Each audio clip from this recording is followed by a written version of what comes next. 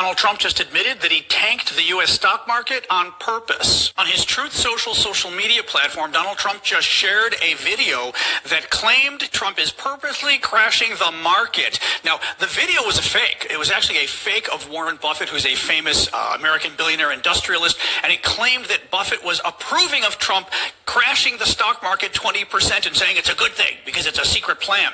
And Trump retweeted it, claiming he was purposely crashing the stock market 20%.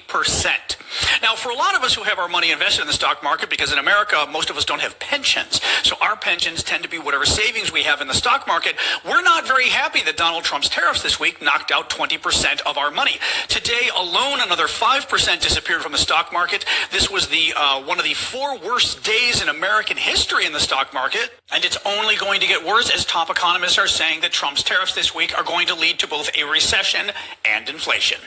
Very bad news.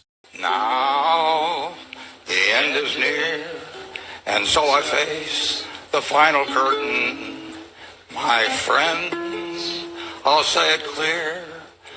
I'll say it something else on which I'm certain. I've lived a life that's full and traveled each and every highway and more, much more than this. I did it my way. And that's fabulous. Quick summation of what is happening right now. U.S. markets losing trillions, over $5 trillion in just a matter of days. A White House under pressure. Donald Trump being taken to task even by some of his previous backers, and billionaires battling it out on social media. It truly is a momentous, and some might say momentum shifting, time.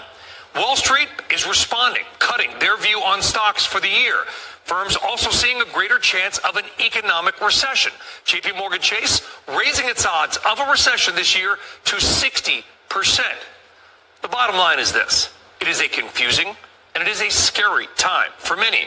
Oil, it just broke below $60 a barrel.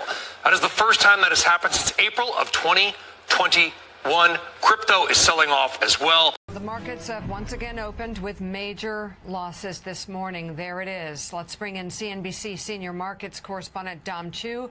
Dom, what are you watching here? All right, so Mika, Joe, Jonathan, as we're watching another 1,300-point drop as we see things in the Dow developing right now, it's kind of important to put some of the context around it.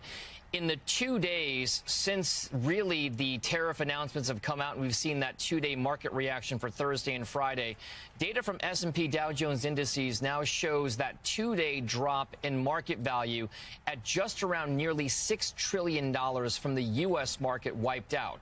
If you look at it from the record highs that we saw back on February 19th, that same data shows a nearly $11 trillion drop in the value of the stock market here in America since those record highs. Now, as you talk about what's happening today, we're seeing the follow through from what happened over the last couple of days, but a lot of it is due to this idea that there is still this notion people don't understand what the real effects of these tariff policies will be on not just the U.S. economy, but the global economy overall.